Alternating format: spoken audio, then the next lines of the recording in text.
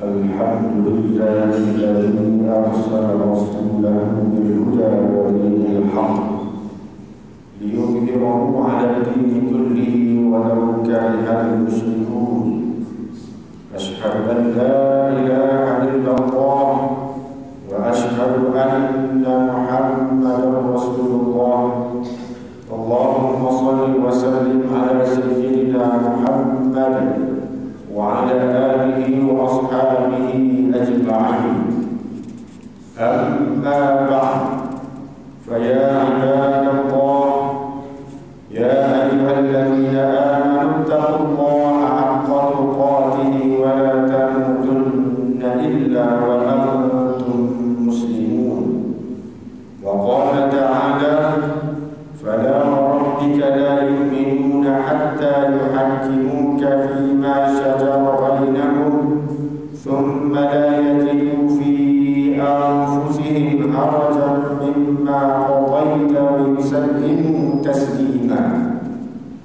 Artinya, maka demi Tuhanmu, wahai Muhammad, mereka tidak disifatkan beriman sehingga mereka menjadikan engkau hakim dalam mana-mana perselisihan yang timbul di antara mereka. Kemudian mereka pula tidak merasa di hati mereka sesuatu keberatan dari apa yang telah engkau hukumkan, dan mereka menerima keputusan itu sebelumnya. Surah An-Nisa ayat 65. Ikhwanul muslimin, saya berpesan kepada diri saya dan sidang jemaah sekalian, marilah kita sama-sama bertakwa kepada Allah Subhanahu wa Ta'ala dengan melaksanakan perintah-perintahnya dan meninggalkan segala larangannya. Mudah-mudahan hidup kita ini diberkati dan mencapai tujuan sebenar kehidupan, yaitu bahagia di dunia dan bahagia di akhirat. Ikhwanul muslimin, demi menjaga kemaslahatan manusia dalam kehidupan bermasyarakat, terdapat undang-undang jenayah yang telah ditetapkan oleh Allah Subhanahu wa Ta'ala untuk diikuti dan dipatuhi oleh sekalian manusia. Undang-undang jenayah ini bertepatan dan sesuai dengan maqasid syariah dalam Islam.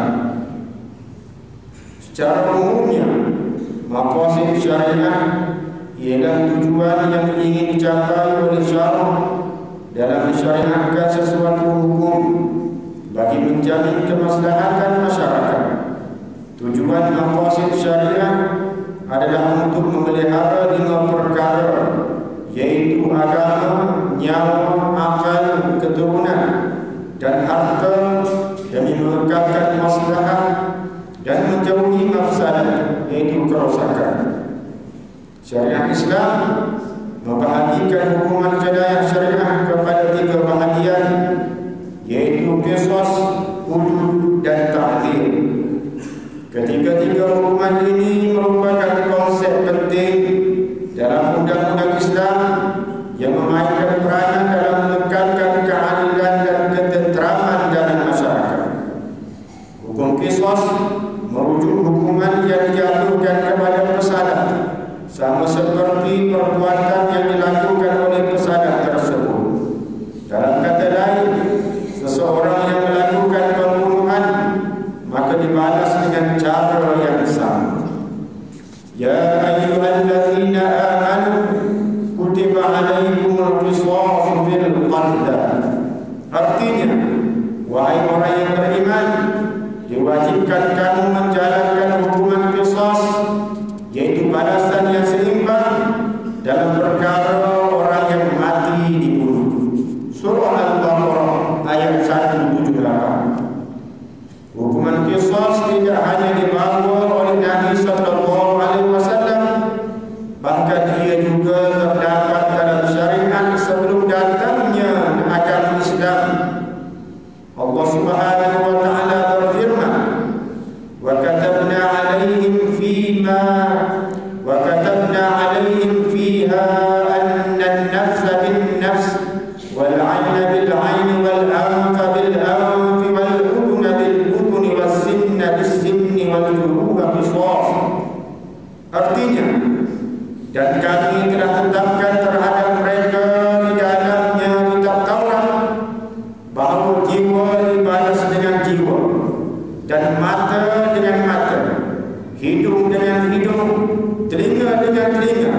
gigi dengan gigi, dan luka-luka pun ada kisosnya.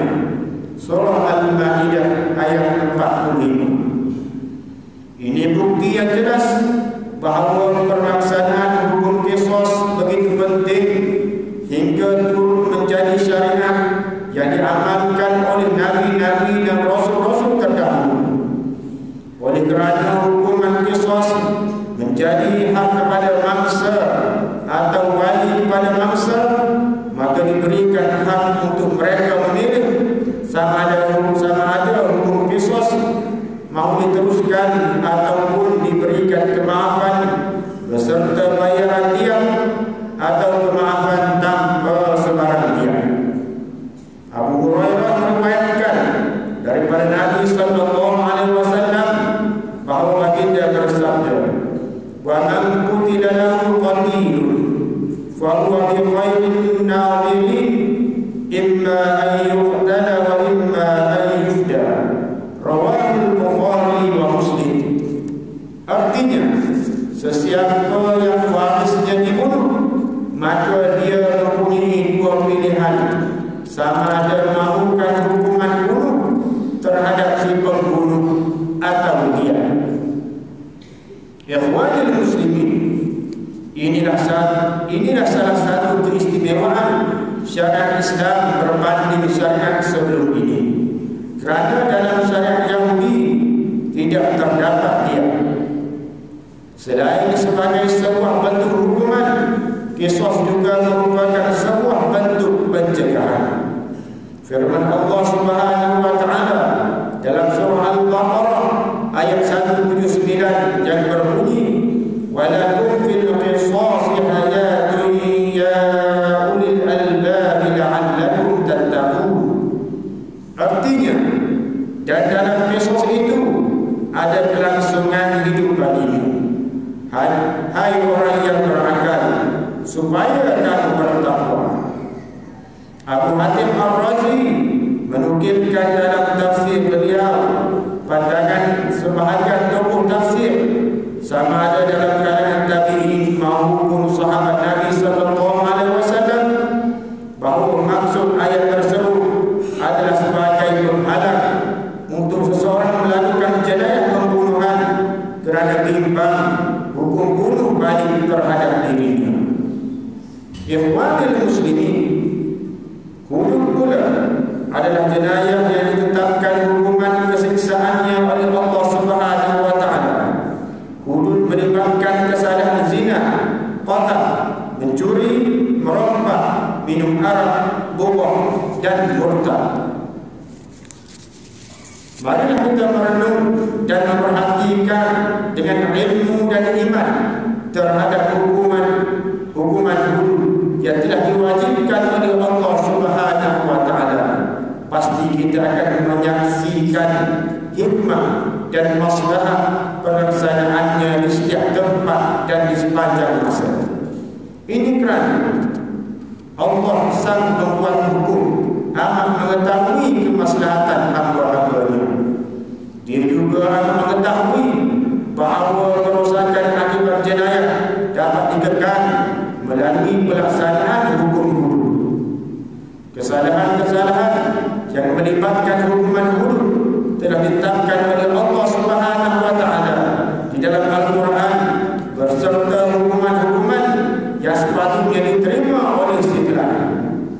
Berkenaan kesalahan zina, Allah Subhanahu wa taala berfirman, "Az-zaniyatu waz-zani fajlidu kulla wahidin minhuma mi'ata jaldah." Artinya, perempuan yang berzina dan lelaki yang berzina, maka sebatlah setiap seorang daripada mereka berdua sebanyak 100 sebatan. Surah An-Nur ayat 2. Hukuman tersebut merupakan hukuman kepada pezina yang masih bujang. Pelaksanaan hukuman terhadap pezina ini telah dilakukan pada zaman Nabi sallallahu alaihi wasallam dan diteruskan oleh para sahabat Nabi sallallahu alaihi wasallam. Bagi pezina yang telah berkahwin atau yang pernah berkahwin pula, si pelaku perlu melaksanakan hukuman rejam terhadapnya. Al-Bukhari Bukhari dan Muslim meriwayatkan sebuah hadis daripada Abu Hurairah berkenaan kisah seorang lelaki yang datang menemui Rasulullah sallallahu alaihi wasallam lalu mengaku bahawa dia telah berzina. Setelah diminta agar dia bersaksi sebanyak 4 kali, baginda sallallahu alaihi wasallam bertanya, "Apakah kamu bila?" Lelaki itu menjawab, "Tidak." Lalu baginda bertanya lagi, "Adakah kamu sudah berkahwin?" Lelaki itu menjawab, "Ya." Lantas Nabi sallallahu alaihi wasallam memerintahkan para sahabat agar membawa lelaki itu untuk dilaksanakan hukuman rajam. Demikianlah sikap yang ada dalam diri sahabat, sekalipun melakukan kesalahan, namun kerana rasa takut terhadap azab Allah Subhanahu wa taala di akhirat kelak, menjadikan mereka rela untuk mendapatkan hukuman di dunia. Kerana hukuman di akhirat tentulah lebih pedih dan lebih tersiksa. Sekalipun Islam menentang perbuatan zina, namun Islam tidak membenarkan untuk bermudah-mudah menuduh seseorang melakukan perzinaan, melainkan perlu membawakan bukti yang kukuh. Perbuatan qazaf atau menuduh seseorang yang baik melakukan perzinaan juga termasuk dalam hukuman dulu. Seseorang melemparkan tuduhan zina terhadap seseorang namun tidak dapat membawakan 4 orang saksi dalam kalangan orang lelaki yang boleh dipercayai. Penyaksiannya boleh menyebabkan orang yang melakukan tuduhan tersebut dikenakan hukuman sebab sebanyak 80 kali sebatan. Allah Subhanahu wa taala berfirman, "Walladzina yarmuna al-muhsanat thumma lam ya'tu bi 4 syuhada' fajliduhum 80 jaldah wa la taqbalu lahum syahadatan abada wa ulaika humul fasiqun."